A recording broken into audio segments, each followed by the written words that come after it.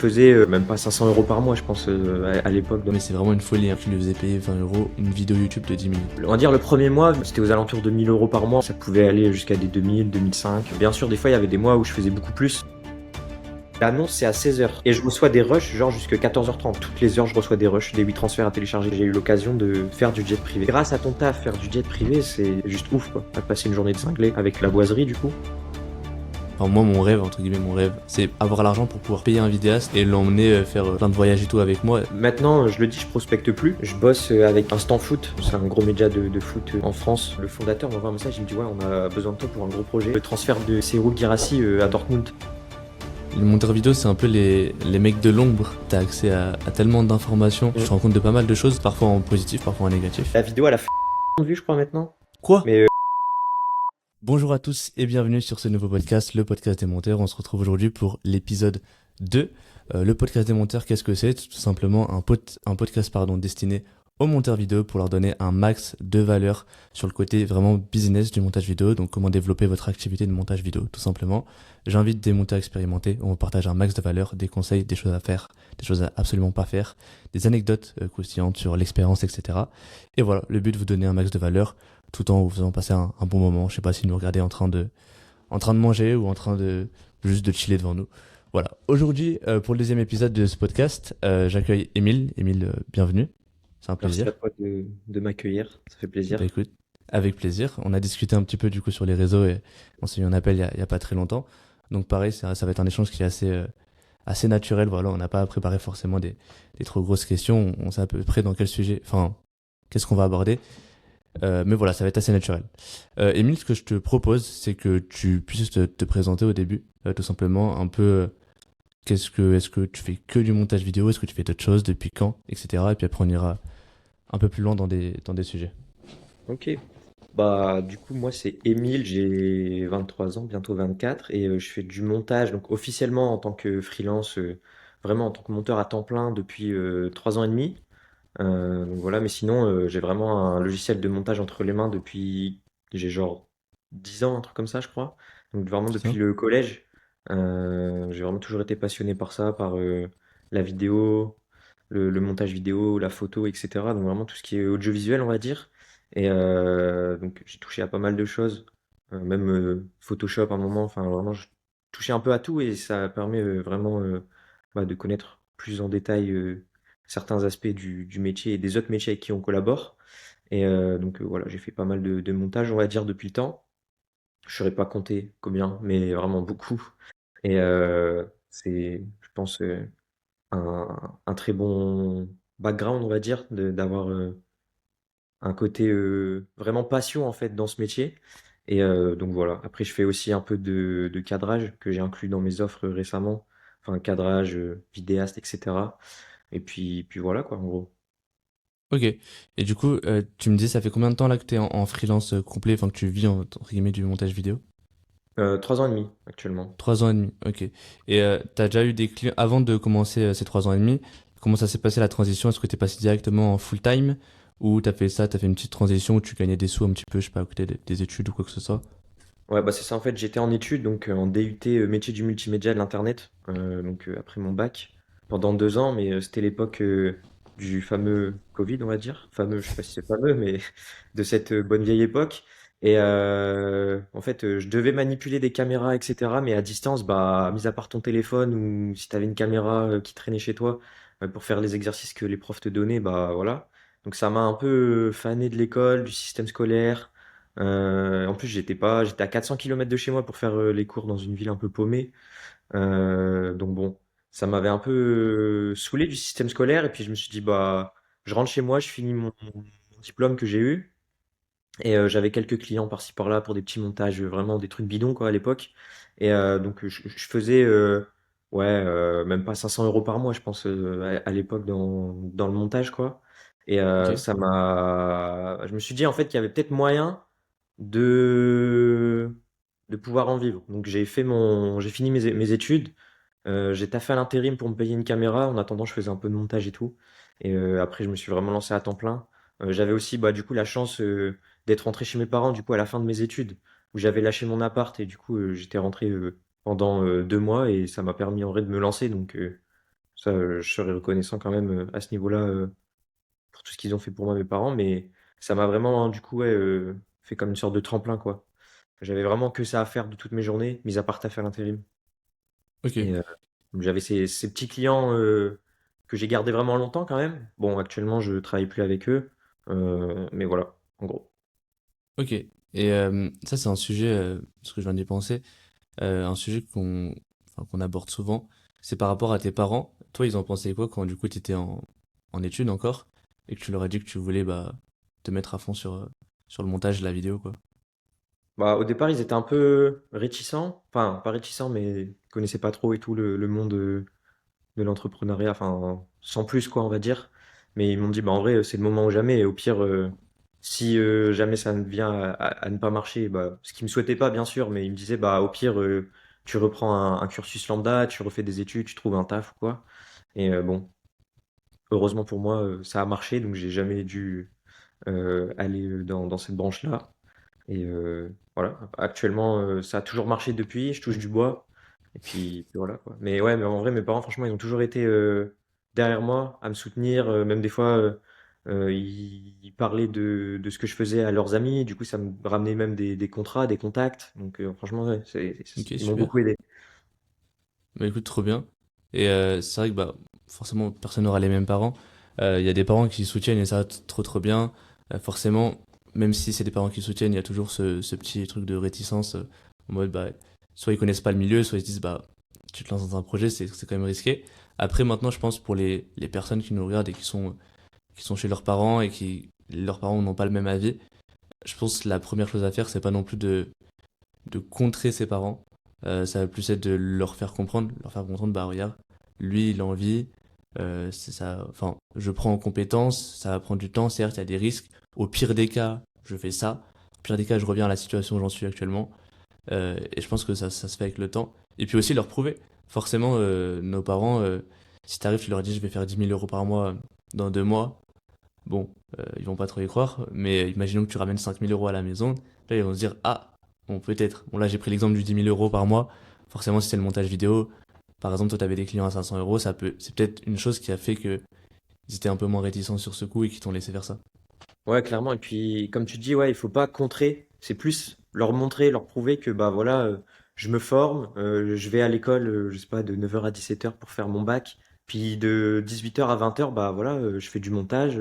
Ça me prend du temps. C'est vraiment une passion, quelque chose que je kiffe. C'est vraiment plus leur faire comprendre que leur dire bah voilà, c'est comme ça, c'est pas autrement. C'est vraiment faire comprendre. Bon après, il y a surtout il doit y avoir des situations extrêmes, je suppose, mais je pense qu'avec la communication, on peut vraiment arriver à faire comprendre à nos parents quand on est plus jeune que c'est un truc qui nous tente. Et puis toujours avoir la solution du retour à la vie normale, on va dire.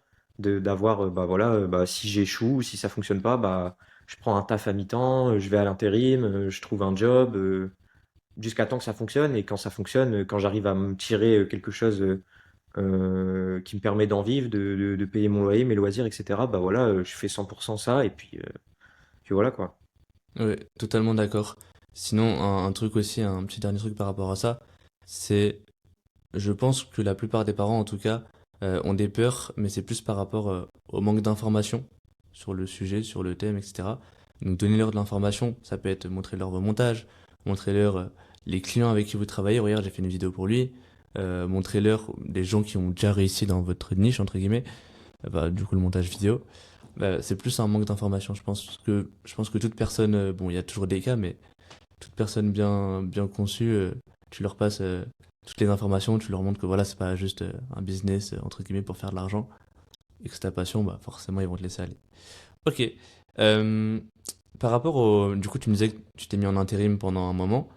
Ça a mis combien de temps cette période où tu étais en intérim et t'essayais de gagner de l'argent avec le montage vidéo pour après te reconvertir à 100%? Ça a duré 3 mois en vrai.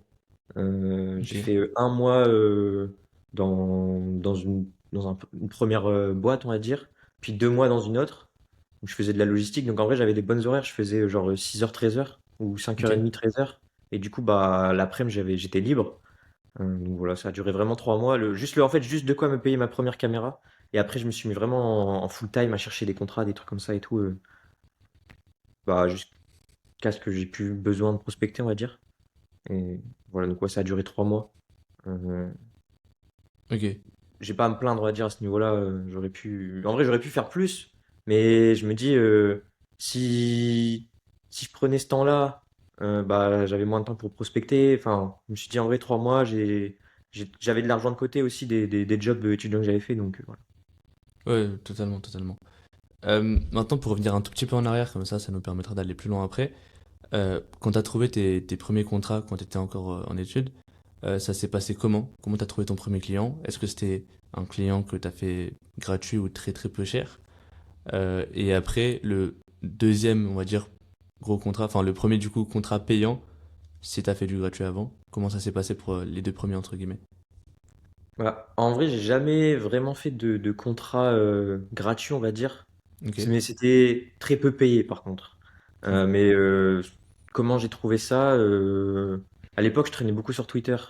Et j'avais plein de créateurs de contenu, tu sais, des petits streamers, etc., qui cherchaient des best-of. Et c'est comme ça, en fait, que j'ai commencé. J'en faisais déjà moi-même, en fait, juste pour m'entraîner au format. Et après, du coup, j'avais une sorte de maquette à proposer. Donc, j'envoyais un DM au mec. Je disais, ah bah voilà, je fais des best-of, est-ce que ça t'intéresse? J'envoyais. Puis si j'avais une réponse, bah, on se mettait d'accord sur un tarif. Mais je connaissais pas les tarifs du milieu à l'époque, donc j'étais content quand ils me payaient, quoi, en gros. Donc, Tu te rappelles combien c'était à peu près pour le travail que tu fournissais? j'ai un souvenir, c'est que j'avais fait une vidéo verticale d'un extrait de best-of, c'était genre 30 balles, je crois, un truc comme ça. Ok, Pour 1 minute, 1 minute 30 d'un extrait d'un stream pour un streamer à l'ancienne. ok, Mais bah sinon, ça va après, encore. ouais, ça va, ça va. Quand tu commences, t'es content, quoi. Tu dis, ah, j'ai réussi à faire mes premiers euros avec le montage, quoi. Ouais, en fait, je pense que bon, après, avec les outils qu'on a maintenant, 30 euros pour un montage, en soi, tu peux le faire très rapidement. Ça dépend aussi du style, forcément. Mais si c'est Ouais. juste des cuts, etc., et des petites transitions et le sous-titre, en soi, je trouve que c'est bien payé pour un début de montage. Quand t'es débutant, je trouve que on va dire, c'est le prix plutôt entre 25 et 30 euros, je dirais. Enfin, moi, c'est ce que je conseille à mes élèves. Mais ouais, parce qu'en fait, je connais des gens quand même. Enfin, j'ai rencontré un seul monteur sur Insta qui travaillait avec quelqu'un que je connais. Et en fait, je me suis rendu compte qu'il faisait payer, je crois, mais c'est vraiment une folie, hein. Je crois qu'il lui faisait payer 20 euros une vidéo YouTube de 10 minutes. Je Ah crois ouais, que c'est ça. ouais. Là, Ah, mais c'est là c'est de l'esclavagisme. ouais. Mais en vrai, quand tu connais pas au départ les tarifs, enfin après, là, ça m'aurait quand même Ouais. étonné à l'époque qu'on me propose ce prix-là, tu vois, parce que bon, même si tu connais pas vraiment les prix, tu te dis 10 minutes, 20 euros, enfin voilà quoi. Mais ouais, c'est vrai que bah, après, il y en a quand ils commencent, ils sont prêts à tout pour se faire un portfolio. Après, ça peut être dans l'idée de se dire, bah voilà, ok, je gagne pas beaucoup, mais du coup, derrière cette vidéo, si elle est bien travaillée, je peux la proposer dans mon portfolio pour essayer d'avoir d'autres contrats, etc. Mais c'est vrai que oui, c'est pas très, comment dire, éthique de la part du créateur Ouais, de bah, proposer ces tarifs-là, quoi. même si la personne en face, elle sait pas que c'est un bon tarif, 20 euros, bon, c'est osé Oui, quand bah même. ouais, c'est ça. Tu te Mais, dis, il y a un moment, il y a des limites quand même, parce que imaginons tu remets ça dans le monde du travail lambda, on va dire. Bon, je dis beaucoup ça, même si le montage, c'est le business, etc. C'est un job, mais c'est plus pour imager quoi. Tu te dis bah voilà, si tu remets ça au niveau du SMIC, tu te dis en termes d'horaire, etc. En vrai, ça devient limite de l'esclavagisme quoi, en gros. C'est- clairement, clairement. Ouais, ouais, ouais, mais c'est pour ça que les monteurs débutants, il faut vraiment peser le pour et le contre quand on te donne un tarif très très bas. Soit tu dis, bah voilà, cette vidéo, ok, je le fais une fois, ça va potentiellement me faire propulser dans un autre milieu. Ou alors dire, bah non, en vrai, c'est pas correct comme prix. Et parfois, ça peut juste être de l'éducation client, parce qu'il y a des clients qui connaissent juste pas les tarifs du milieu, en fait. Et comment dire, c'est pas forcément eux qui veulent te la mettre à l'envers ou te faire payer très très peu cher, c'est juste qu'ils n'ont pas vraiment l'éducation du tarif comment dire, employé dans le milieu, quoi. Ouais, c'est beaucoup ça dans surtout les créateurs qui viennent de se lancer, etc., qui veulent directement déléguer un monteur. Je pense pas qu'il y en a beaucoup qui savent que, enfin, je sais qu'il y a des créateurs qui cherchent des monteurs à temps plein, hein, genre, je sais pas, deux trois vidéos YouTube par mois et des réels à 500 euros. Bon, le mec s'il travaille pour toi, je sais pas, même si c'est un tiers de son mois, ou même la moitié de son mois, et travailler avec toi, 500 euros, c'est rien en soi, parce qu'après, il y a des charges, etc., parce qu'on est en auto-entreprise. Mais par rapport à ce que tu disais, je pense qu'en fait, ça peut être une bonne idée. Enfin, moi, je déconseillerais à quelqu'un, un monteur, par exemple, un monteur qui nous écoute actuellement, je déconseillerais qu'il fasse payer très peu cher. Je préfère qu'il fasse du gratuit, parce que ça va plus déjà dérégler le marché de un. Parce que forcément, le créateur, il va aller voir un autre monteur, il va se dire, c'est quoi ce problème là? Lui il me proposait 10 euros, toi tu m'en proposes 400, et il y a un problème. Mais surtout dans le sens, au niveau de la valeur que vous apportez, si vous tournez ça quelque chose de gratuit, si vous le tournez en quelque chose, une vidéo test par exemple, ça va beaucoup mieux passer au niveau de la valeur perçue qu'il aura de vous, que si vous le proposez cette même vidéo à 10 euros. Vous allez gagner 10 euros de plus, mais votre valeur perçue elle est super basse, alors que si vous faites ça gratuitement pour un test, et vous lui précisez bien que c'est juste une fois gratuitement, vous, ça vous fait une vidéo dans votre portfolio. Bon, certes, vous n'avez pas gagné 10 euros ou 20 euros, 30 euros, même 50 euros en soi. Bon, ça dépend pour quel type de montage. Forcément, si c'est un réel, 50 euros, c'est très bien. Euh, mais au moins, ça vous met pas dans une case de monteur très, très cheap, très bas en qualité, quoi. Donc, ouais, moi, je conseillerais de faire plus du gratuit que du très, très bas en prix. Après, bien sûr, quand tu commences, faut être un petit peu en dessous du marché. C'est ça l'avantage. Enfin, c'est ce que je conseille pour trouver ses premiers clients et évoluer. Toi, d'ailleurs, ça s'est passé comment, du coup, de tes premiers clients, on va dire qu'ils te payaient pas très cher à tes clients qui te payaient bien, quoi. Bah, en fait, comment ça s'est passé, c'est que bah, du coup, pour remettre un peu dans l'ordre par rapport à après ma période du coup d'intérim où je me suis lancé vraiment à temps plein, j'ai fait genre 2, on va dire 3 mois où du coup, bah, je cherchais mes clients par moi-même, etc. Et après, à force de chercher des gens qui cherchaient des monteurs, je suis tombé sur un mec qui cherchait un monteur pour une agence. Je savais pas qu'il y avait des agences de montage et tout à l'époque. J'étais vraiment, comment dire, bah, je connaissais pas en fait. Je savais pas qu'il y avait des gens qui avaient des agences de montage, etc. Donc je fais un test. Je fais le test. 2 heures après, le mec il me dit, ok, c'est bon, t'es pris. Donc là, je découvre l'agence. Il y avait comment dire, trois co-founders de l'agence, un autre monteur et un community manager. Donc on était six du coup dans l'agence. Et Ok. donc voilà, il y avait un mec qui m'a beaucoup fait monter en compétence en vrai. Et à partir de là, du coup, j'ai eu des clients qui rentraient en automatique parce que bah, en fait, ils me trouvaient les montages. Et moi, j'avais juste à faire mon montage et puis le rendre. Donc c'est un peu comme ça que j'ai eu mes premiers, on va dire, gros contrats, mes premiers contrats en dehors des premiers que j'avais déjà avant, quoi. Donc voilà, c'est un peu comme ça que j'ai vraiment, ça m'a vraiment propulsé en fait dans ma carrière de monteur, si on peut dire ça comme ça. Ok. Et quand tu étais en agence, parce que je reçois beaucoup enfin, de questionnements, même moi, je me pose parfois la question si c'est vraiment rentable pour un monteur, etc.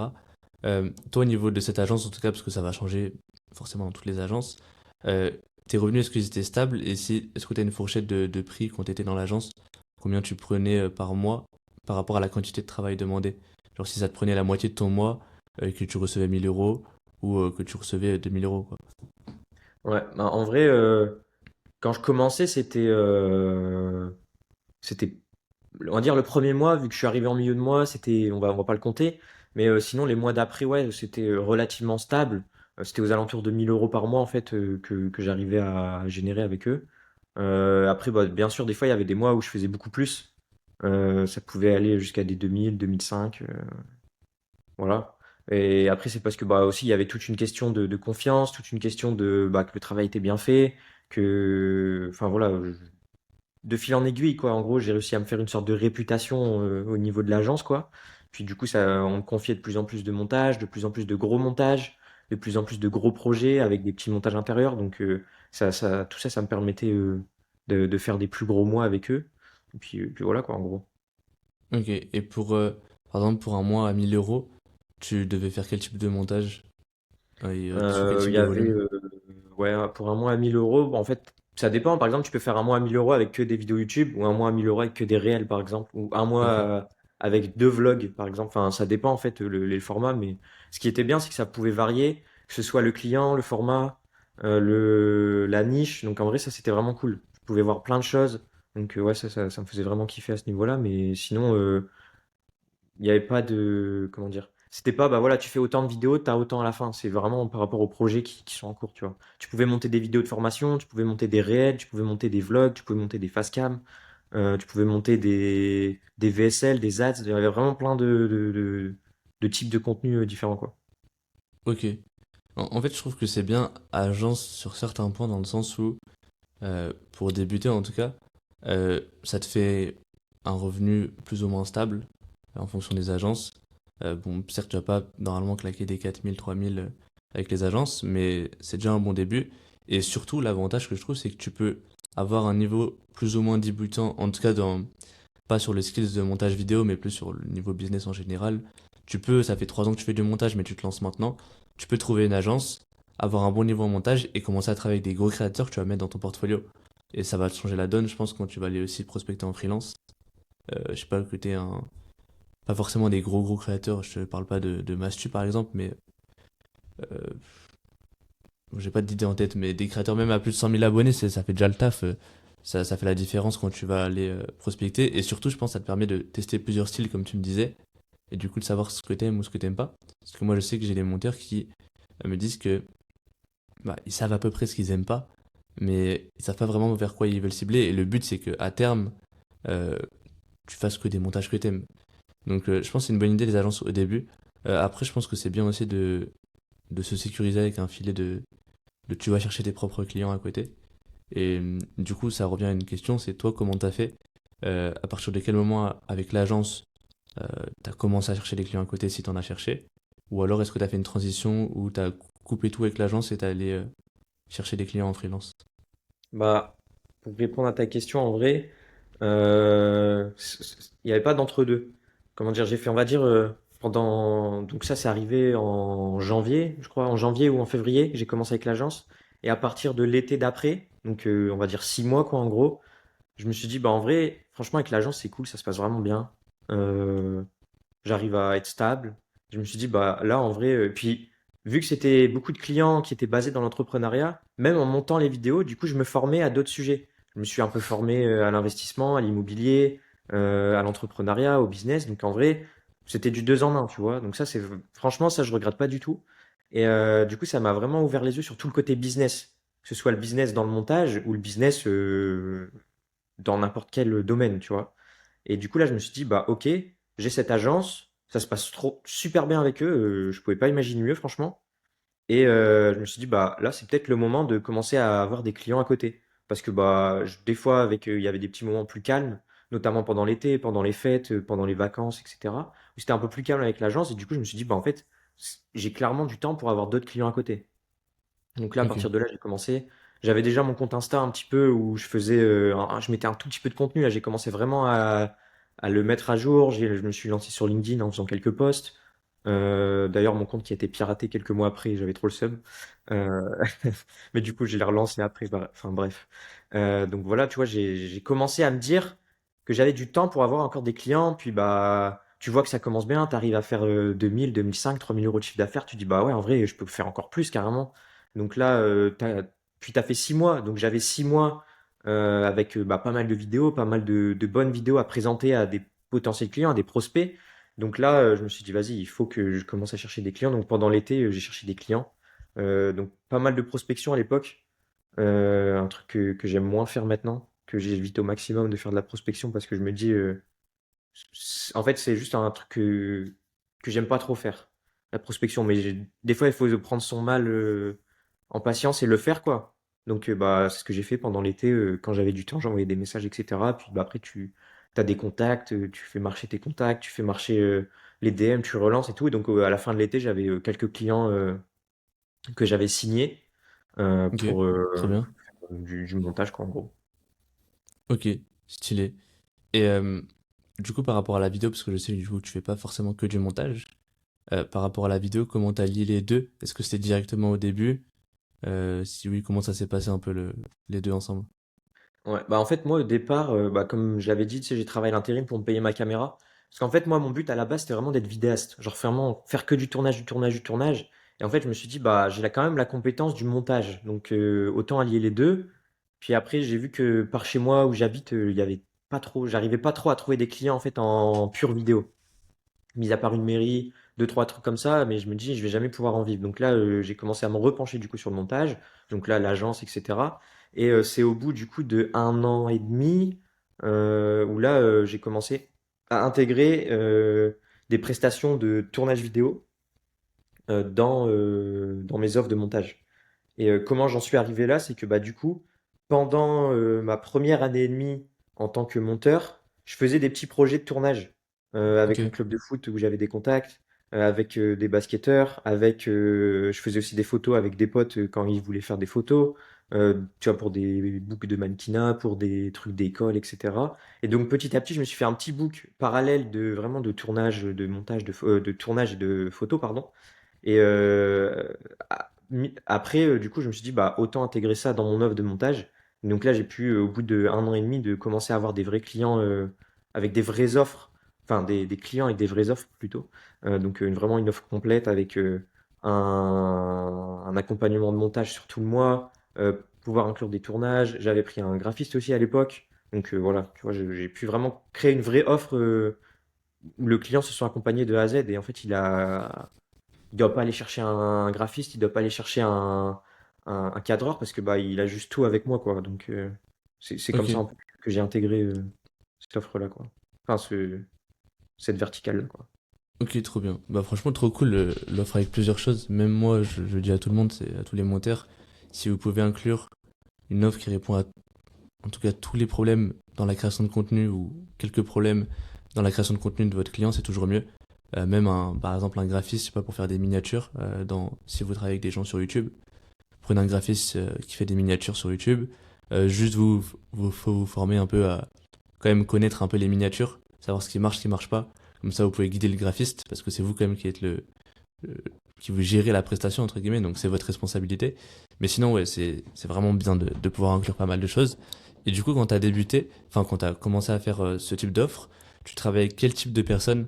Est-ce que c'était bah, du coup des sportifs comme tu disais, ou c'était des événements, ou c'était je sais pas, des gens, je sais pas, des restaurants, des trucs comme ça. Pour la vidéo, c'est ça? Ouais, quand tu faisais bah, ton offre de vidéo là avec le graphiste, le Ah oui, montage, la bah là vidéo. c'était vraiment créateur de contenu pur. Ok, Enfin créateur de contenu, entrepreneur, le type de profil qu'on peut retrouver sur les réseaux. Ouais.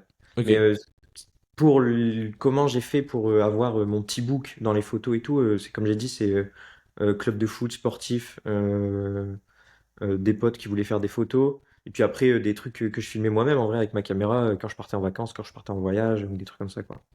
ok. Tu les as fait gratuitement du coup tous les trucs sur. Alors quand c'était avec mes potes, oui, parce que bah voilà, ça fait plaisir, tu passes du temps avec tes potes. Sinon avec les clubs de foot, là j'étais rémunéré, ouais. Ok. Et du coup, ton offre sur les créateurs de contenu, t'allais du coup chez les créateurs de contenu, tu tournais leurs vidéos pour eux, c'est ça?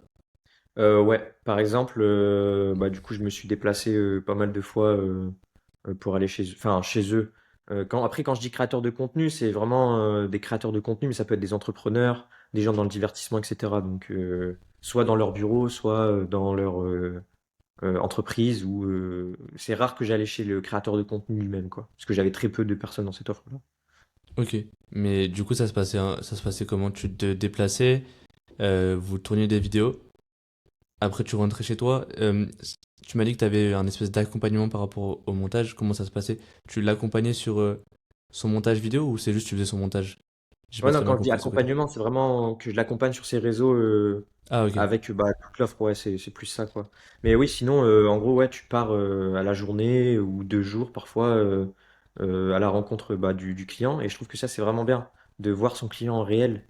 Parce que bah, tu tisses un lien en vrai avec lui, tu vois, tu t'échanges, tu... c'est différent que des messages ou juste des appels de visio, en fait. Moi, moi, j'adore aller rencontrer mes clients. Je trouve ça vraiment incroyable parce que tu passes des moments de ouf. Moi, j'adore. En vrai, j'adore aller voir mes clients. C'est un truc de ouf. Et du coup, oui, tu vas une journée ou deux ou trois, enfin, j'en sais rien, chez eux, dans leur vie, dans leur endroit. Tu filmes, tu fais les contenus dont ils ont besoin. Après, tu rentres et tu fais le montage et après, tu leur proposes le montage, quoi. Ok. Et le graphiste, il servait à quoi dans cette offre? Bah, du coup, là, c'était vraiment pour la miniature. Ok. Ouais, C'était c'était ouais, pour les miniatures. c'était pour la miniature, ouais. Ok, stylé. Et t'as vu une grosse différence entre le moment où t'as proposé une offre un peu plus complète et le moment où tu faisais juste du montage? Ouais, carrément. Bah, en vrai, tu te sens. Déjà, toi, quand t'as une vraie offre, tu te sens plus légitime, on va dire. T'es pas juste un monteur. Ou voilà, bah ouais, je vais te faire une vidéo. Parce que si t'arrives et que le mec, il voit que tu peux travailler sur du long terme, que une offre structurée avec tel truc, tel truc, tel truc, tel truc, que t'as plusieurs compétences, que tu sais gérer une caméra. Déjà, si tu sais gérer une caméra, bah, t'as quand même fait, on va dire, 50% du taf. Bon, je sais pas exactement comment on peut représenter ça, mais tu vois, t'as fait une bonne partie du truc. Et après, bah, t'es monteur de base, donc la vidéo, ça n'a pas de secret pour toi.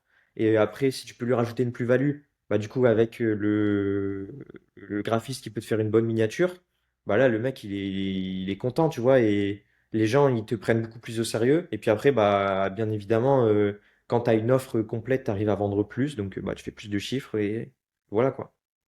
Ok, franchement, trop stylé ça, trop stylé. Et même ça, je le conseille aux monteurs. Imaginons que bon, ils veulent pas cadrer, pas de souci. Même en restant à distance chez vous, par exemple, l'idée du graphiste, c'est une très bonne idée. Même si vous prenez pas de marge, en fait, ça va vous enlever l'image du juste monteur vidéo.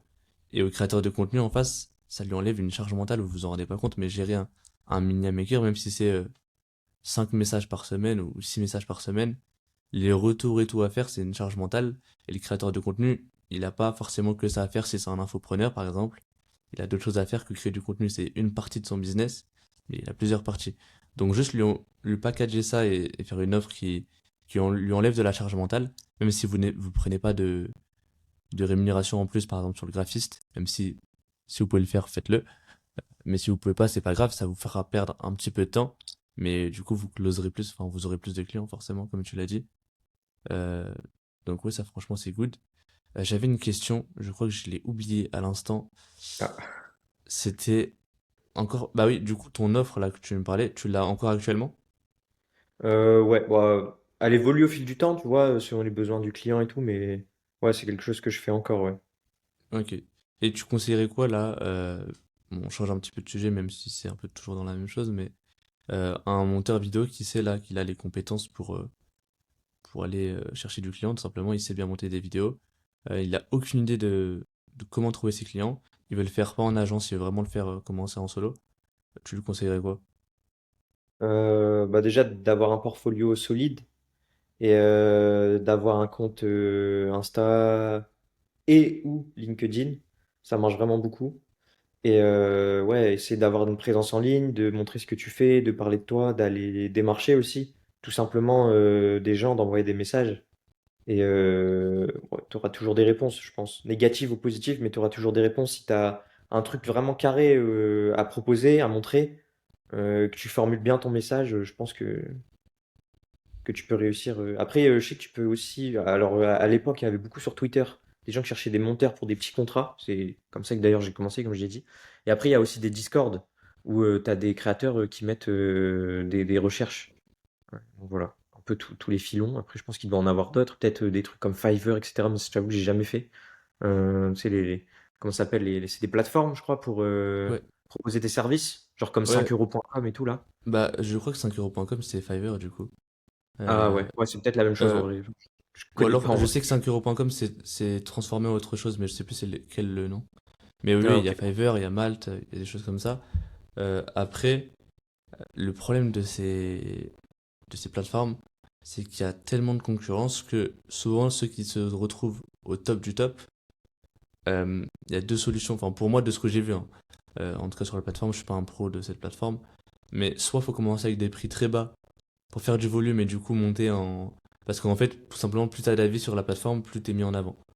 Donc, en gros, soit je sais qu'il y a des gens qui ont commencé avec des prix très très bas, qui ont fait plein plein plein de volume, enfin qui ont fait du volume, et du coup qui ont pu augmenter leur prix après et se retrouver toujours au-dessus de la plateforme, enfin dans les tops. Soit alors des gens qui ont déjà monté, qui ont déjà une grosse expérience en tant que freelance, et du coup qui arrivent avec un portfolio, je sais pas, j'ai dit une bêtise, mais il y a MrBeast dessus. Forcément, le mec, s'il arrive à se mettre un tout petit peu en avant, bon, la ligne, enfin la croissance va être un peu plus, va être exponentielle. Au début, ça va être lentement, mais plus tu vas avoir de clients, plus tu vas être mis en avant par la plateforme. Enfin, en tout cas, de ce que j'ai compris, normalement. Donc, je sais Ouais, pas ouais. si c'est une. En vrai, je pense que se mettre dessus, ça peut ne pas être une mauvaise idée. À un moment donné, ce que je recommandais, ça peut être toujours une bonne stratégie, mais c'est vrai que j'en parle plus trop, c'est de par exemple tes premiers clients, au lieu de les faire payer par virement, tu les fais passer par Fiverr. Et enfin, Fiverr, je te donne une plateforme, ça peut être Upwork, ça peut être ce que tu veux. Et en fait, toi, ça va te faire un avis. Et lui, le client, ça lui fait payer par une plateforme qui est safe, qui a confiance parce que la plupart connaissent Fiverr, par exemple. Et du coup, ça fait un paiement qui est safe pour la personne, où il sait qu'il va avoir une prestation en retour qui peut se faire rembourser, etc. Et toi, de ton côté, ça te fait un avis euh, et une commande de plus sur la plateforme, du coup, qui se fait augmenter. Ouais, non, mais c'est Ok. vrai, c'est en plus, c'est un peu une technique de pirate là que je vais donner, mais j'ai un pote à moi qui est développeur web.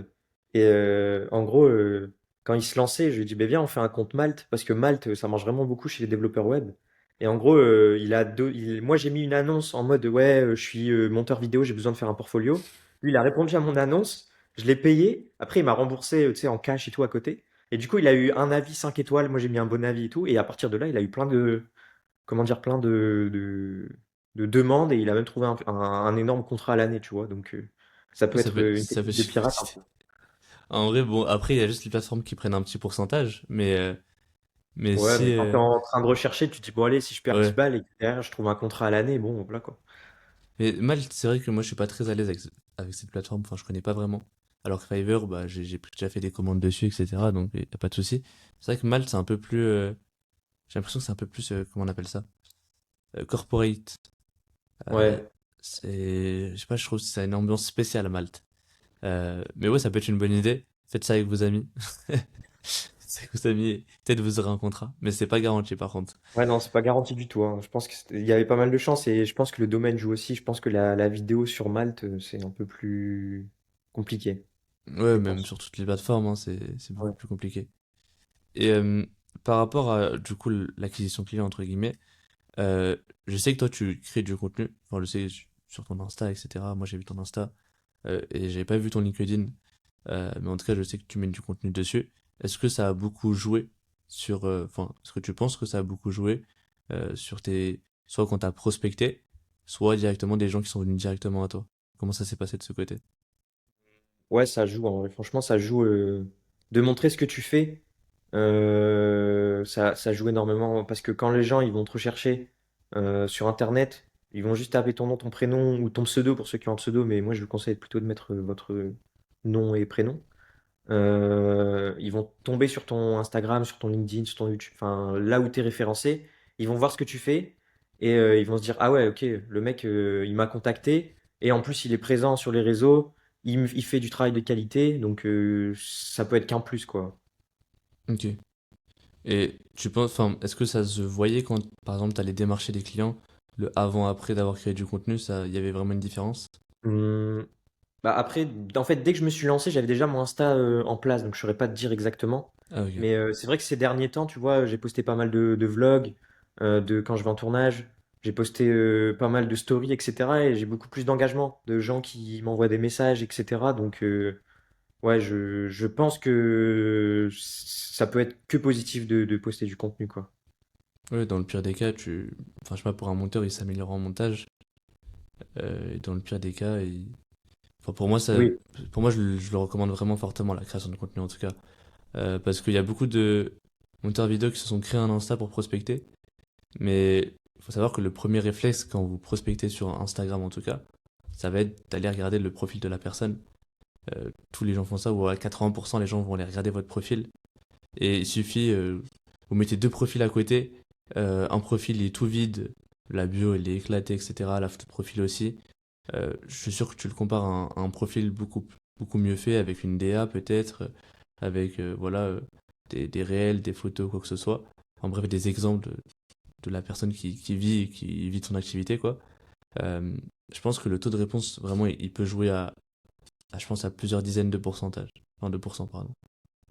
Je pense oui, que c'est ça peut sûr. vraiment jouer. C'est sûr. Parce que c'est comme si tu compares avec une boutique dans la rue, si tu veux par exemple un resto, tu vas regarder, ok, la carte, mais tu vas regarder un peu quand même la propreté du lieu, est-ce que le lieu semble beau, etc. Et imaginons, tu as la même carte des deux côtés, Genre vraiment la même carte, les mêmes prix, etc. Mais que bah, tu as un endroit plus beau, bah, logiquement, tu vas aller à l'endroit qui est un peu plus beau, etc. Et je pense que c'est un peu pareil quand tu prospectes. Si tu as une belle carte de visite, par exemple, si tu as un business physique, si tu as une belle carte de visite ou si tu as un beau Instagram, un beau LinkedIn bien présenté avec des trucs corrects, etc., bah, la personne va forcément se tourner vers toi. Ouais, en À fait, offre égale et à niveau égal, hein, bien sûr. Je pense que ça joue énormément. c'est vrai que les réseaux maintenant c'est devenu, bah, pour moi c'est limite indispensable pour toute activité d'ailleurs, que ça soit un truc physique ou pas. Tu prends un Cédric Grolet sans les réseaux, tu mets une boutique à Paris Cédric Grolet sans les réseaux et tu mets Cédric Grolet avec les réseaux, il y a il y a un step qui est énorme. Je Ouais, pense même si la pâtisserie, je suis sûr qu'il y a des villages inconnus au bataillon avec des pâtissiers de fous, mais ils sont pas sur les réseaux, donc ils n'ont pas pris cette ampleur et bah, ils perdent une opportunité face à ça en tout cas. Et c'est pareil pour les monteurs vidéo du coup.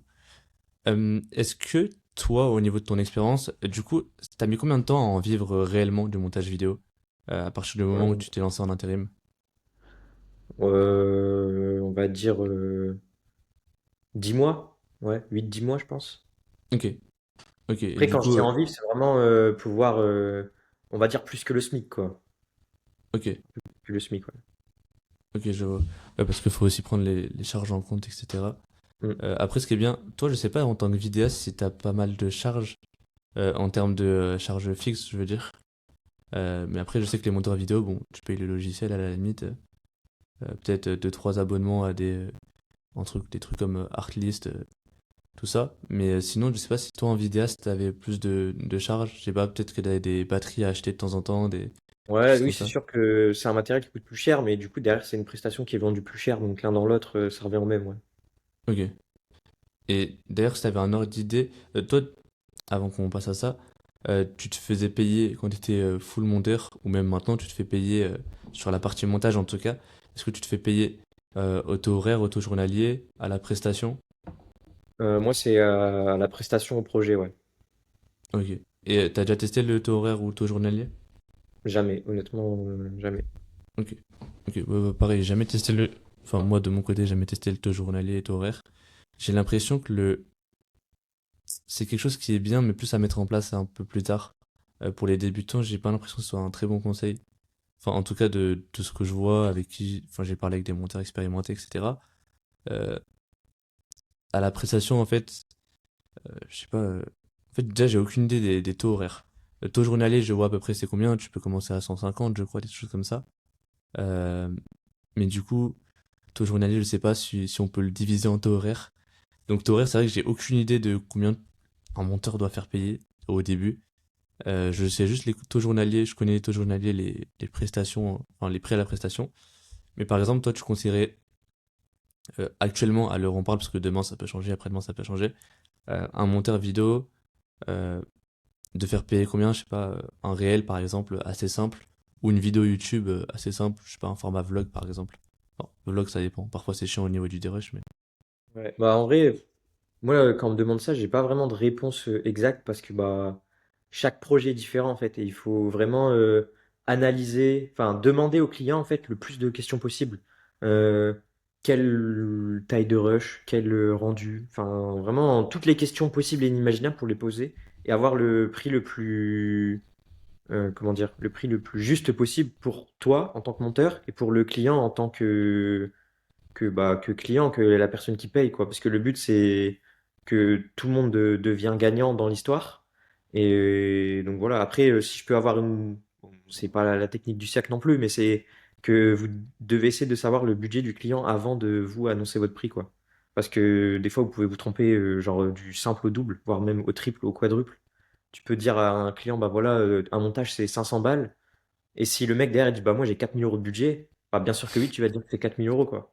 Même ouais, je vois. si, tu vois, après, c'est toujours une histoire d'éthique, etc. Bien sûr, moi, si le mec il me dit ouais j'ai 4 000 € pour tel truc et que en vrai ça vaut 1 000 €, je vais dire bon bah là t'as peut-être un peu plus, t'as peut-être vu un peu trop gros, moi je te propose autant. De base mon offre c'était 1 000 €, mais je vois que t'as plus de budget, bah ce qu'on peut faire c'est, je sais pas, on peut décliner ce montage du coup bah avec, je peux t'inclure dedans trois réels pour promouvoir sur les réseaux, je peux te faire un teaser pour tel réseau, je peux te faire voilà. Et ouais, c'est un peu une technique que tout le monde connaît, je pense, mais qui est bonne à rappeler, quoi. Ouais, en gros, si le budget, enfin, si le client a un budget plus élevé que ce que vous allez annoncer de base, vous pouvez augmenter un petit peu la prestation. Par exemple, avec ton exemple, si le mec, t'allais lui vendre, je sais pas, une prestation à 500, même qu'il a 2000, ça fait quand même le quadruple. Bah, à ce moment-là, c'est mieux de lui dire honnêtement que, bah, votre prestation, elle coûte pas autant cher.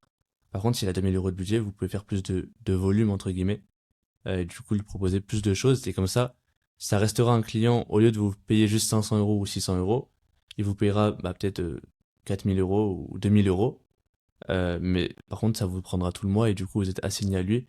Et c'est une bonne chose parce qu'au final, c'est les 2000 euros ou les 4000 euros, ils rentrent dans votre compte en banque. Donc, Ouais, clairement. Et puis, le fait d'être honnête avec la personne, parce que imagine, tu vas le gars, il vient, il dit ouais, c'est 4000.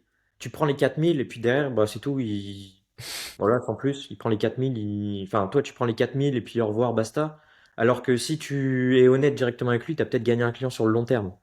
ouais, Et personnellement, c'est quelque chose que je recherche, c'est avoir des clients long terme avec qui tu peux faire des projets de ouf, avec qui, tu vois, moi j'ai un client actuellement, au départ c'était juste des vidéos YouTube, une par semaine. Maintenant on a inclus les réels, là on va lancer des podcasts, tu vois, donc au fur et à mesure du temps, quand tu fais des projets, moi c'est ce qui me fascine en fait, c'est que quand tu as des clients avec qui tu t'entends trop bien, genre le client c'est limite mon pote, tu vois, bon, il y a toujours cette notion de client, mais genre, on va au resto ensemble, quand on fait des tournages, ouais, on va au resto ensemble, on mange, il m'a présenté sa famille, tu vois, genre, c'est trop bien. C'est vraiment le truc qui me fait vibrer dans le business, c'est que, ok, t'es client, tu vis des expériences de ouf, et parce que bon, je pense qu'on y reviendra après, par rapport à ce qu'on s'était dit, tu sais, les points un peu clés, un peu drôles, etc., de ma carrière de monteur, si on peut appeler ça une carrière. Mais tu vois, c'est le fait de être honnête avec ton prospect ou ton néo-client, ton nouveau client, bah direct le mec il va se dire ah, ok c'est un mec carré. Il va pas m'entuber sur le prix, il va me faire une prestation carrée. Si les premiers rendus que t'envoies ils sont carrés, bah là t'as le client dans la poche direct quoi. ouais, transparence, honnêteté, le plus important. Je Ouais, le dis ouais, à chaque clairement. fois. Si vous mentez, si vous faites quoi que ce soit, ça peut que retomber sur vous. Pareil Euh, pour la deadline par exemple. Imagine t'es là en mode ah ouais je vais prendre plein de clients, je vais prendre plein de deadlines, etc. Mais que tu prends je sais pas 10 montages à rendre dans la même semaine, tu sais très bien que tu vas pas pouvoir le faire parce que bah tu connais ton niveau et si t'es franc avec toi-même, tu sais très bien que tu vas pas pouvoir le faire, mais tu l'as pris parce que voilà, ça paye bien, etc. Bah au final tu vas rendre les trucs soit mal faits, soit pas dans les temps et personne sera content.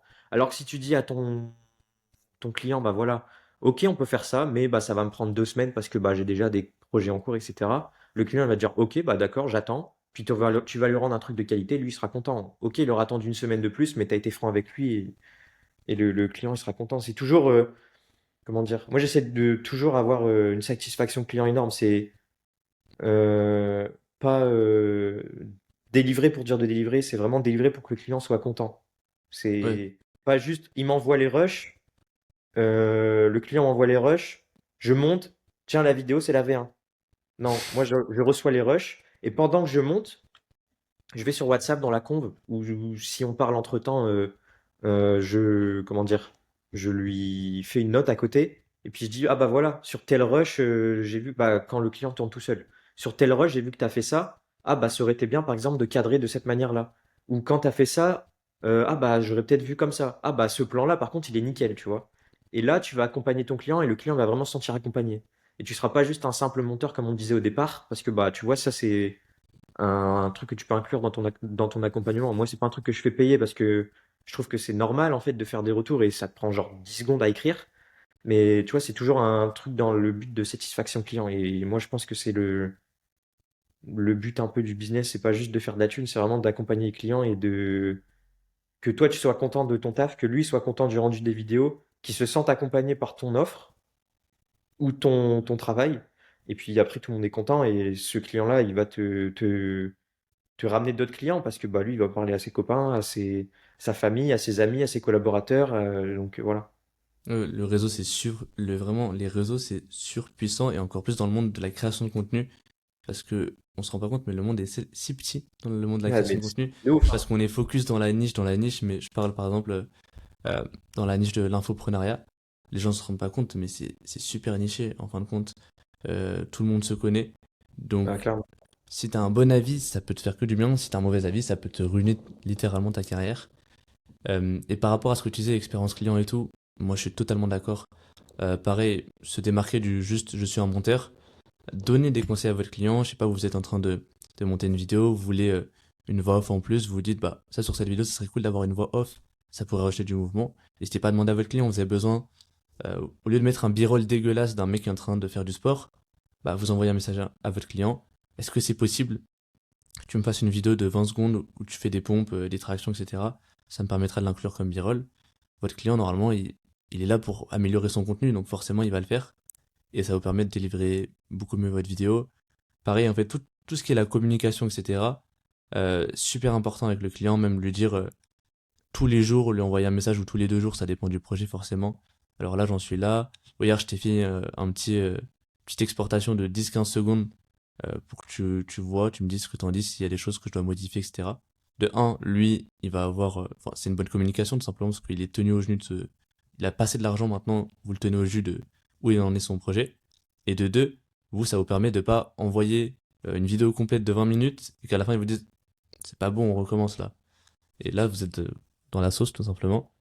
Euh, donc ouais, vraiment super super important. Et ce que tu disais aussi par rapport au fait de pas faire payer ça, je suis totalement d'accord dans le sens où euh, c'est mieux de... Imaginons que tu fais une prestation de montage vidéo et qu'à côté tu donnes plein de conseils à ton client. C'est mieux de pas l'inclure dans l'offre et du coup de pas faire payer plus. Je sais pas, imaginons on prend une vidéo YouTube à 500 euros. C'est mieux de pas faire ça 500 euros. Par contre, je te rajoute 100 euros parce que je vais te donner des conseils, etc. Parce que, un, au moins si le mec paye 500 euros, vous lui avez pas annoncé ça, vous lui donnez ça expérience client au max, il se dit attends, le mec il m'a même pas fait payer, il me donne de la valeur comme ça. Je vais rester avec lui pendant longtemps. Donc ça vous fait un client qui est satisfait, donc forcément, il reste avec vous plus longtemps. Il y a le réseau qui joue en compte, enfin qui prend en compte. Euh, et surtout le fait de vouloir vendre ça, euh, les gens ils se sentent en fait quand c'est pas très, c'est pas une question d'honnêteté là, mais il y a un petit truc quand tu essaies vraiment juste de vendre des trucs en plus, ça se sent. Alors que quand tu es là pour donner de la valeur au maximum, le client il est vraiment content. Et c'est ça le but. Même quand vous allez travailler avec des clients qui sont vraiment contents de vous, ça va vous, c'est une partie du travail de monteur vidéo, ça va vous remplir de joie, enfin, tu prends un shoot de dopamine. Quand ton client il t'envoie un message en mode C'est de trop ouf. bien, j'ai kiffé, etc. J'en parle à mes collègues la semaine prochaine. T'es là, tu te dis, ah ouais, j'ai fait du bon taf, faut continuer comme ça. Donc ouais, super important sur ce point. Vraiment, si tous les gens, même tous les freelances, tous les entrepreneurs, bref, tous ceux qui ont une activité, mettraient ça en place, ça serait, tout le monde serait content. Mais bon, on peut pas changer le monde. Et du coup, par rapport à ça, du coup, par rapport au point qu'on abordait, est-ce que du coup, tu pourrais nous expliquer si tu as eu des petites expériences, des petits trucs drôles ou des trucs fous qui se sont arrivés pendant tes prestations de montage vidéo ou de vidéo tout simplement? Yes, bah ouais, comme je disais, du coup, avec le client avec qui je parlais avant, en fait, c'est un pilote de jet privé. Du coup, bah ouais, grâce à mon offre du coup de tournage, j'ai eu l'occasion de faire du jet privé avec mon Incroyable. client. Ouais, c'était un truc de ouf, franchement. J'aurais jamais cru que grâce, déjà, faire du jet dans sa vie, c'est une dinguerie. Mais grâce à ton taf, faire du jet privé, c'est juste ouf, quoi. Et ça s'est passé comment le tournage? En fait, c'était pour un événement. Alors, comment ça s'appelle? La Boiserie. Je sais pas si Ok. tu connais la Boiserie. Ouais, Et en gros, je il connais. avait fait un événement une sorte de gros rasso automobile. Et en fait, on a été là-bas du coup en jet. Et c'était un truc de ouf. Genre, on n'a pas fait le tour du monde, tu vois, mais on a fait 1 heure d'avion et puis on a atterri, on a passé une journée de cinglé avec, Incroyable. avec la boiserie du coup. Et puis c'était ouf en vrai, franchement, c'était trop C'était bien. incroyable en vrai. Et Ouais. du Et coup, puis toi, là, je l'ai fait il y a 2 semaines, là, on a refait un tour là pour un autre tournage. Ok. Bah, franchement, trop stylé, hein. Ouais, Trouvez-vous des clients qui vraiment font du incroyable. jet. Ouais, bah oui, c'est Trouvez-vous ça. des clients qui font du jet. C'est un truc de ouf. Mais comment dire, jamais j'aurais pu penser ça que grâce au montage, je puisse en être là un jour, tu vois. Et Hmm. que ce soit dans un jet ou même avec tout ce que j'ai vécu autour. C'est trop bien. Moi, je suis tellement reconnaissant envers tout ce qui se passe, tout mon entourage et tout, d'arriver là, en fait, tout simplement. C'est un truc de ouf. Ouais, je comprends. En vrai, c'est trop bien. Même, Je sais que bah, pour les monteurs qui nous écoutent, si vous aimez la vidéo, c'est toujours good de garder ses gros clients et de potentiellement se former sur la vidéo, si vous aimez ça en tout cas. Moi, je sais que, bon, c'est pas pour maintenant, mais pour plus tard, limite, s'il y a quelqu'un, enfin moi, mon rêve, entre guillemets, mon rêve, un truc que vraiment je kifferais faire, c'est avoir l'argent pour pouvoir payer un vidéaste et l'emmener faire plein de voyages et tout avec moi. Et en fait, c'est une expérience pour vous qui est incroyable. Parfois, vous faites payer, même si vous n'êtes pas payé forcément beaucoup, mais que tout le voyage est gratuit pour vous, bah, c'est tout bénef, c'est juste de l'expérience. Vous partez en De voyage, ouf. vous êtes avec le client, etc. Normalement, si vous êtes avec un client de ce type-là, c'est que vous connaissez un petit peu d'avant, que ça se passe bien. Et donc, en fait, vous profitez et vous prenez de l'argent en même temps. Donc, c'est vraiment tout bénef. Ouais, c'est incroyable. L'expérience, des voyages, tout. Ouais, mais dis-toi, le client là, le première fois qu'on se voit, c'est quand on va faire le tour en jet, et c'était un truc de ouf. Bon après, ça faisait 9 mois, non, 8 mois qu'on travaille ensemble quand même. Donc on s'est Ok. déjà eu en FaceTime, on s'est déjà eu en appel, donc on se connaissait quand même un minimum, mais tu vois, c'est quand même la première fois et tu montes dans l'avion du mec. C'est un truc de ouf. Incroyable. Ouais, et Tu puis devais tu avoir des vois, étoiles dans les yeux. ouais, de ouf. Et comme je disais, tu rencontres le client, et bah non, ça tisse un lien, pardon, avec lui, tu vois. Maintenant, comment dire, il y a une vraie relation entre lui et moi, tu vois, genre, on s'appelle, machin, on, ouais, on est une vraie relation, tu vois, de client à prestataire, mais aussi de plus personnel, tu vois. Donc, c'est vraiment trop bien. Et même hors côté malsain, t'es limite indispensable pour lui et pas vraiment remplaçable. Alors qu'il y a quelques mois avant, je sais pas, au bout d'un mois, quand t'as commencé à être avec lui, il pouvait encore te remplacer. Enfin, il peut encore maintenant, mais vraiment les chances sont extrêmement réduites. Enfin, tu les as vraiment Ouais, réduites bien sûr. de 95%, à part s'il se passe une folie, mais là, du coup, c'est plus une question de ouais, c'est juste un mec random à l'autre bout du monde qui me fait un travail. C'est le mec, je l'ai déjà vu en vrai, trop sympa, nanana. Et tu tisses une vraie relation. Exactement. En fait, c'est plus vraiment ce que j'appelle une relation client et prestataire. C'est plus pour moi deux collaborateurs qui travaillent ensemble, Ouais, main dans la main. de ouf. Donc ça, trop cool. Et petite parenthèse, avant de passer à tes autres anecdotes, comment tu fais, toi, si tu veux expliquer aux monteurs actuellement ou aux vidéastes, euh, la, hum, du coup, du moment où tu prospectes la personne jusqu'à ce que tu commences à monter la vidéo? Comment ça se passe? Combien t'as d'appels avec la personne? Euh, Qu'est-ce que tu poses comme question à la personne en face pour connaître vraiment ce qu'elle veut, etc. Ouais. Bah, du coup, il y a deux cas de figure, on va dire. Le premier cas de figure, c'est que la personne me contacte parce qu'elle veut bosser avec moi pour un projet ou pour un accompagnement de montage pour un mois, enfin pour mensuel sur YouTube ou quoi. À partir de là, je pose des questions. Donc, bah, qu'est-ce que tu veux? En fait, si c'est quelqu'un qui me contacte pour un projet spontané, on va dire, tu vois, pour une vidéo, je lui dis, bah, qu'est-ce qu'il te faut et pour quand? Donc là, la personne, elle m'envoie les détails. Après, je lui dis, bah voilà, donne-moi ton numéro, je t'appelle. J'appelle la personne ou on fait une visio, mais en général, pour un projet, en général, les gens, quand ils me contactent pour une seule vidéo, doit être fait relativement rapidement. Donc là, je prends pas le temps de dire, ah bah, j'ai un appel vendredi, je l'appelle direct. On perd pas de temps. Je l'appelle, on passe 10-15 minutes, je pose mes questions, il pose ses questions. Ça conclut pas. Et si ça conclut, bah, il m'envoie les rushs. Et vu que dans l'appel, j'ai posé toutes mes questions de qu'est-ce que tu veux comme style? Est-ce que tu as une charte graphique? Combien de temps ça doit durer? Enfin bref, toutes les questions possibles et inimaginables qu'un monteur peut avoir. Bah, je sais exactement ce que je dois faire. Et limite, des fois, quand je suis dans l'appel, j'imagine ma timeline. Je sais pas pourquoi. J'imagine Ok. ma timeline et je me dis, voilà, je vais faire ça comme ça, comme ça, comme ça. Et donc voilà, après, je télécharge les rushs et puis je lui envoie la version.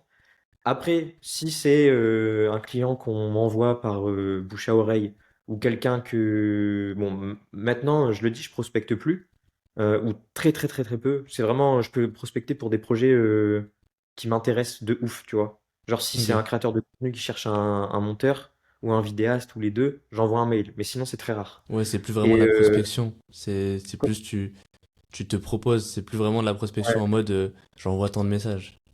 ouais, c'est ça, c'est Ok. exactement ça. Et franchement, je touche du bois. J'espère vraiment que ça va durer le plus longtemps possible parce que c'est vraiment trop bien de ne plus avoir à prospecter. Genre, juste tu fais ton taf et ça vient à toi, c'est un truc de ouf. Et pareil, bah là, j'en suis reconnaissant aussi de tout mon parcours. C'est un peu grâce à ton parcours que tu arrives à un moment à pu prospecter. Et du coup, ouais, pour revenir à la deuxième possibilité, c'est que du coup, c'est un accompagnement mensuel. Et là, du coup, je vais plus proposer un appel un peu plus, enfin, on va dire 2, 3 jours après, ou plus tard selon les dispos de la personne, pour vraiment avoir le temps de réfléchir, d'analyser le compte de la personne, etc. Et là, je peux vraiment venir à l'appel avec de la valeur à lui apporter. Et puis, une fois que l'appel est fait, bah, du coup, on parle de tarifs, on parle de, comme bah, quasiment le même processus qu'avant, sauf que là, on va parler beaucoup plus long terme. Qu'est-ce que tu vois maintenant? Qu'est-ce que tu vois plus tard? Qu'est-ce que tu veux faire? Etc. Machin. Et après, je sors de l'appel. Là, je lui fais un devis, mais vraiment un truc carré, tu vois. Bah voilà, on va faire autant de vidéos, on va faire autant de machins. Et pendant l'appel aussi, je lui présente ma manière de travailler. Tu vois, le Google Drive, le Notion, Frame.io, WhatsApp, les appels, enfin tout ce que je peux, tout ce que je propose, je lui montre durant l'appel, comme ça il voit que comment je fonctionne. Ok. Après, bien sûr, des fois, il y a des clients qui veulent pas fonctionner avec ma manière, et là, je m'adapte à comment ils veulent fonctionner, il n'y a aucun problème, tu vois. Donc voilà. Et ensuite, pareil, je fais l'espace Google Drive, il drop ses rushs. Je fais le montage. En général, quand c'est un accompagnement long terme, je fais 30 secondes, 1 minute de vidéo.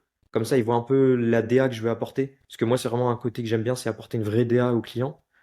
Et du coup, il me valide la DA ou non. Et une fois que c'est validé, bah après, on enchaîne. Et puis là, on a un rythme de croisière. Et puis ça enchaîne, quoi. Mais moi, c'est super intéressant parce que je pense qu'il y a, enfin, il y a beaucoup de monteurs qui croient qu'en appel, tu vas juste parler de la vidéo de la personne et du tarif. Alors que c'est super intéressant de connaître la vision un peu plus long terme de la personne, concrètement, qu'est-ce qu'elle veut, parce que la personne voudra forcément améliorer son business. Normalement, c'est toujours lié au business, enfin, entre guillemets. Bon, il y a certains cas où c'est des mecs qui font ça juste par passion, par exemple sur YouTube. Mais généralement, c'est soit ils vivent de YouTube, soit ils vivent je sais pas, de l'infoprenariat, enfin, de la vente d'un produit ou d'un service. Donc, je pense que c'est super important de d'abord se concentrer sur quels sont les problèmes de la personne. Et c'est aussi comme ça que vous allez pouvoir intégrer des services comme on en parlait avant. Tu vas pas proposer, je sais pas, l'écriture d'un script à un mec qui n'en a pas besoin, quoi. Alors que si le mec en appelle, il te dit, franchement, ça me prend trop de temps d'écrire les scripts, etc. Du coup, j'aimerais vraiment commencer à déléguer cette partie. Bah, tu peux lui proposer. Bah, écoute, si tu veux, là, on fait une semaine ou un mois où je fais tes montages. Si c'est good, après, je peux te proposer de commencer à faire tes scripts parce que je connais très bien un petit peu ton environnement, etc. Et après, ça peut devenir un client beaucoup plus long terme et du coup, qui vous paye plus. Et ça vous permet facilement de commencer à vivre du montage. Euh, donc ça, voilà, nickel par rapport à ça. Et est-ce que tu as déjà des moments ou des choses qui se sont mal passées avec des clients? En vrai, pas vraiment. Enfin, des fois, ça se passe juste pas bien parce que, comment dire, le client, il attend d'un monteur des choses que on fait pas, tu vois. Genre, typiquement, après, je vais pas m'éterniser là-dessus parce qu'en vrai, franchement, il y a aucun projet qui se sont mal passés. Donc, mais c'est juste que des fois, il y a des clients qui attendent d'un monteur des choses qu'un monteur ne fait pas, tu vois. Ou alors, c'est des clients qui sont vraiment fixés dans leur esprit et c'est comme ça et pas autrement. Et bah Ok. moi, je m'efforce pas à taffer avec quelqu'un parce que il va me rapporter de l'argent ou quoi. Si ça fonctionne pas, si je le sens pas, bah ciao en fait. Voilà, tout Ouais, simplement. Alors, je comprends. j'ai cette chance, on va dire, de pouvoir choisir mes clients entre guillemets. Bah si je le sens pas, je marche beaucoup au feeling moi, que ce soit dans la vie de tous les jours ou dans le taf. Si je le sens pas, je le sens pas et puis voilà, c'est tout. Il y a, il y a d'autres monteurs pour lui et puis il y a d'autres clients pour moi et puis voilà, chacun trouvera chaussure à son pied. Ouais, je pense que même au début, hein, c'est une bonne chose de refuser des clients si vous le sentez vraiment pas, parce que si c'est juste un client où vous n'avez pas forcément un gros feeling, etc., bon, ça peut passer, au début en tout cas. Par contre, si c'est vraiment un client où vous le sentez pas, laissez tomber parce que ça peut ne pas vous payer, ça peut vous créer des emmerdes, et encore une fois, la réputation, ça va très vite dans le monde de la création de contenu. Donc ça peut vraiment vous détruire votre carrière, même si la personne ment. Il suffit qu'elle ait juste une plus grosse influence que vous, et c'est foutu. Clairement. Donc ok, merci pour ce conseil déjà. Et du coup, tu peux continuer si tu veux sur... je sais qu'il s'est passé d'autres choses. Là, tu nous as parlé du jet privé. Tu me parlais par exemple du transfert de foot. Si tu peux nous en parler un peu plus. Ouais, bah en fait, je bosse avec Instant Foot. C'est un gros média de foot en France. Euh, D'ailleurs, j'aime trop bosser avec eux. Enfin, ils sont trop sympas, j'aime trop. Et ils me font confiance et tout. Enfin, c'est trop trop bien, j'adore. S'ils passent par là, bah, bonjour à eux d'ailleurs. Et, et en gros, l'été dernier, de mémoire, ouais, l'été dernier, et en plus, je viens d'y penser, mais cette anecdote, ça marche aussi avec eux. Enfin, c'est en lien d'ailleurs avec ma troisième anecdote. Bref, on m'envoie un message, le fondateur m'envoie un message, il me dit, ouais, on a besoin de toi pour un gros projet. Est-ce que tu es là? Je dis, bah ouais, moi je suis là carrément. Et par contre, il faut se rendre sur place pour aller faire le montage. Et le tournage. Je dis, ah, par contre, là, je peux pas parce que je suis déjà aux Ardentes pour un tournage. Donc ça, on en reviendra après. Mais du coup, je dis, par contre, moi, si tu as un autre cadreur que tu peux envoyer, moi, je peux te faire le montage parce qu'il voulait vraiment que ce soit moi au montage. Donc je dis, bah, vas-y, go, on fait ça. Il me dit, vas-y, go, on fait ça. Donc, eux, ils ont envoyé un cadreur sur place. Et du coup, ils me disent, mais j'ai pas le droit de le dire, qui est transféré de où à où. Donc voilà. Et je reçois les rushs parce qu'en fait, ils passent la visite médicale, on va dire, à 8 heures du matin et l'annonce, c'est à 16 heures. Ah ouais. Donc, et je reçois des rushs genre jusqu'à 14h30. Tu vois, donc je reçois des rushs. En fait, toutes les heures, je reçois des rushs, des 8 transferts à télécharger tous les heures. Et du coup, je fais mon montage. J'avais déjà un peu mes idées, etc. de montage parce que le cadreur, du coup, avait fait une sorte de storytelling, de shotlist, etc. Donc, j'étais un peu guidé. Donc, ça, c'était vraiment cool. J'avais plus qu'à apporter ma patte, faire la colo et musique, etc. Et donc, toute la journée, j'ai monté jusqu'à 14h30 où je reçois les derniers rushs. Et à 16h, allez, à 15h30, la vidéo est envoyée. Et puis à 16h, c'est officiel sur comment dire, sur le compte du club, quoi. Ok, trop Et bien. C'était le ouais, je transfert trouvais de ça qui trop bien parce si... que, t'allais dire? J'ai dit, c'est le transfert de qui si c'est possible de savoir. Ouais, ouais, de toute façon, c'est public sur mon Insta, mais c'est le transfert de Guirassy. C'est Serhou Guirassy à Dortmund cet été. Ok. Je connais pas trop, enfin moi je suis pas trop le foot, mais ça me dit quelque chose. C'est plus le Sergio qui me dit quelque chose que le nom de famille. Ok. Ouais, Et du mais coup, tu disais, parce que je t'ai coupé. ouais, je disais du coup, bah, ce que je disais, c'est que bah, j'étais au courant d'un transfert parce qu'il y a plein de gens qui. Je me souviens d'ailleurs, j'avais regardé sur Twitter à l'époque, il y avait, tu sais, t'as toujours des fans d'équipes qui sont au courant de machin et tout. Et en fait, il y avait des mecs qui étaient sur Flight Radar. Et en fait, Flight Radar, c'est genre une appli où tu peux voir les vols en direct, etc. Et ils avaient capté le vol sur le téléphone du gars, en fait. Et Ah du coup, il y ouais. avait des petits leaks, etc. Il l'avait vu atterrir, machin et tout. Donc, il y avait des petits leaks sur Internet. Et c'était assez marrant. Et puis, même moi, mon frère qui est fan de foot, je dis, bah, je sais qui est transféré. Tu verras ce soir à 16h et tout, machin. J'ai monté la vidéo. Donc, ouais, c'était vachement cool comme expérience. Et puis, ça fait une belle page dans ton book. Quand t'as un truc comme ça, en vrai, c'est trop bien, quoi. Mais en vrai, incroyable. Je crois qu'on se rend pas compte, mais les monteurs vidéo, c'est un peu les mecs de l'ombre. Mais du coup, t'as accès à tellement d'informations.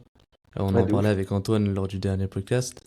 Mais tu vois tellement de choses, tu vois les backstage, etc.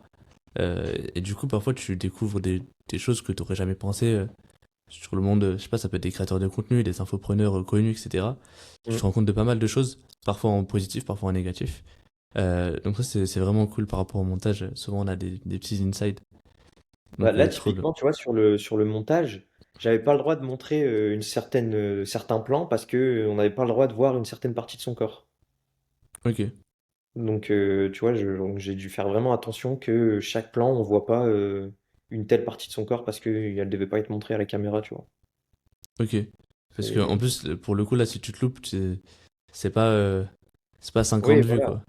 Ouais, c'est ça. Bah, la vidéo, elle a fait, je crois qu'il y a 4 millions de vues, je crois, maintenant. Quoi? Mais 4 ouais, millions? ouais, ouais. Sur Twitter, ouais, ouais, elle a fait pas mal de vues, hein. Ah, ok. Et ouais, ouais, c'est une vidéo qui a pas mal marché en plus. Ah, je Et pensais bon, que t'allais après, me il y avait toute sortir des l'équipe centaines de d'Instant Foot, milliers. etc. Comment? Je pensais que t'allais me sortir des centaines de milliers. Là, tu m'as sorti 4 Non, millions, non, j'étais je crois choqué. qu'elle a fait, ouais, elle a fait plus d'1 million de. Allez, 2,5 millions, c'est sûr, en cumulé avec Insta et Twitter. Ok, incroyable. Et ouais, ouais, franchement, ouais. Et du coup, bah, après, il y avait quand même les équipes d'Instant Foot parce que c'est vraiment quelque chose de carré chez Instant Foot, c'était trop bien. Et du coup, ils étaient quand même derrière à regarder et tout au cas où, mais j'ai quand même fait bien attention sur 30 secondes. Non, il y avait 1 minute de vidéo, ça va quand même, il fallait Normalement, ça va, ouais. attendre le plan, quoi. Et du coup, à ce moment-là, au moment où Ils t'ont demandé ça. Toi, t'étais aux Ardentes, c'est ça? Ouais, c'est ça. Du coup, bah, c'est un peu ma troisième anecdote, c'est qu'en fait, ça, c'est arrivé genre juste après les Ardentes. Et je devais du coup, enfin, c'était sur les derniers jours des Ardentes. Et bah, du coup, j'étais en Belgique à ce moment-là. Et du coup, bah, fallait aller en Allemagne, mais c'était pas possible en fait. Bah, du coup, de se scinder en deux, tout simplement. Donc, c'est pour ça que j'ai proposé la solution d'envoyer un autre cadreur qui a fait un taf de ouf, en vrai, franchement, trop trop bien. Et du coup, ouais, du coup, j'étais aux Ardentes pendant 3 jours pour cadrer.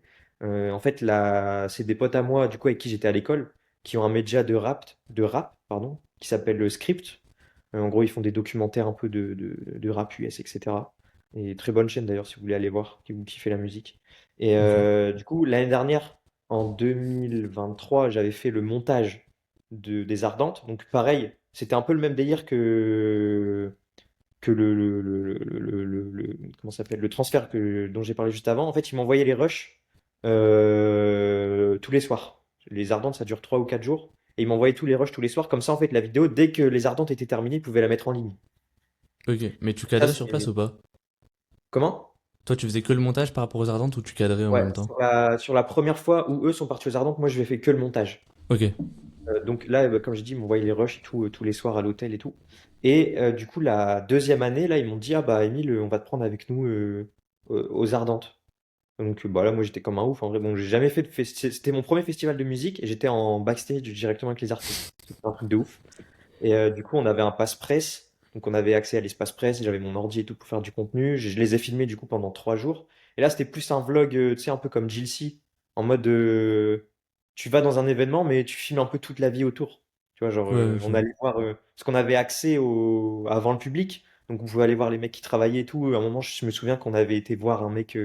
Tu sais, les mecs qui ont des voiturettes de golf là. On a dit, ouais, tu peux nous faire un tour, machin et tout. Le mec, il nous a fait faire un tour dans le festival, tu vois, genre des trucs un peu de enfantin, quoi. Et du coup, ouais. À ce moment-là, du coup, ouais, j'étais aux Ardentes et bon, c'était une expérience de ouf, hein. En backstage et tout avec les artistes, voir des artistes genre Booba, DJ Snake à 5 mètres de moi, Gunna. On a vu qui? On a vu Don Toliver aussi juste à côté. Enfin, vraiment un truc de ouf, quoi. Et donc là, en plus, c'est des potes à moi, donc ils étaient vraiment hyper. Enfin, j'étais juste. En fait, j'avais juste l'impression d'être avec mes potes et puis on faisait des vidéos, quoi. Comme quand Ouais. j'avais 8 ans, enfin, quand j'avais 10 12 ans et que j'ai commencé à filmer, tu vois, c'était un peu la boucle bouclée, on va dire. Tu vois, c'était trop Bah, bien. c'est trop bien en soi. Là, Ouais, tu ressens pas que tu travailles, c'est le ouais. but. Ouais, bah, j'ai pas l'impression de travailler depuis 3 ans et demi. Enfin, j'ai pas l'impression de travailler, quoi. C'est que du kiff. C'est Bah, trop bien. tant mieux, c'est Ouais, de ce qu'on ouf, souhaite tous. Donc en vrai, incroyable que tu aies pu arriver jusqu'à là. Et je pense que carrément. tu pourras encore évoluer encore plus. Parce que 3 ans, J'espère. on a l'impression que c'est beaucoup, mais en même temps, c'est vraiment pas beaucoup par rapport à Ouais, l'échelle d'une vie. Donc, clairement. putain, incroyable. Bah écoute, je vais pas prendre non plus trop de ton temps parce qu'il est déjà 14 heures. On s'était dit vers 14 heures. Est-ce que tu aurais une dernière chose à dire à des monteurs vidéo? Souvent, c'est des monteurs vidéo débutants qui savent pas vraiment vers quoi aller, quel chemin prendre. Si tu avais un peu un chemin à leur faire suivre pour commencer en tout cas à vivre du montage vidéo, je te dis pas de faire des 5 000 € par mois, mais juste commencer à vivre, par exemple avec un SMIC net, tu leur dirais quoi? Alors, c'est une bonne question, mais ça va être un peu spirituel. Enfin, genre vraiment très mindset, ce que je vais dire, mais c'est toujours de suivre son instinct, sa première décision, ses premiers avis sur les choix. Et surtout, s'entourer de bonnes personnes. Je pense que en vrai, l'entourage, ça fait vraiment beaucoup. Euh, Il y a la théorie, tu sais, où t'es comment dire, la moyenne des 5 personnes avec qui t'es le plus. Moi, je pense que ça existe vraiment pas Hmm. mal. C'est que si tu t'entoures de 5, imaginons, tu t'entoures de 5 personnes qui ont vraiment aucun lien avec l'entrepreneuriat, qui vont dire non, fais pas ça, fais pas ci, fais pas ça. C'est déjà que t'es pas dans le bon entourage. Donc, je pense que s'entourer, c'est vraiment la clé. Genre avoir un bon entourage. Penser positif. Enfin, faut toujours essayer de tirer le positif de toutes les situations. Travailler avec passion. Je pense que ça, c'est primordial, surtout dans un métier comme le nôtre. Travailler avec passion et faire comment dire, voir ce qui se fait, les tendances, etc. Toujours intéressant pour être à la page en vrai, même s'il faut toujours avoir sa patte créative et essayer de développer une offre. la plus complète possible. Même si pour commencer, on peut pas avoir l'offre la meilleure, mais vraiment avoir quelque chose apporter de la valeur, pas juste, ouais, je suis un monteur, bah voilà, je te pose ma vidéo et bonne chance. C'est vraiment toujours comme on a dit un peu tout au long de notre échange, c'est d'apporter des choses au client, la satisfaction client et vivre les choses avec le cœur, je pense, en vrai.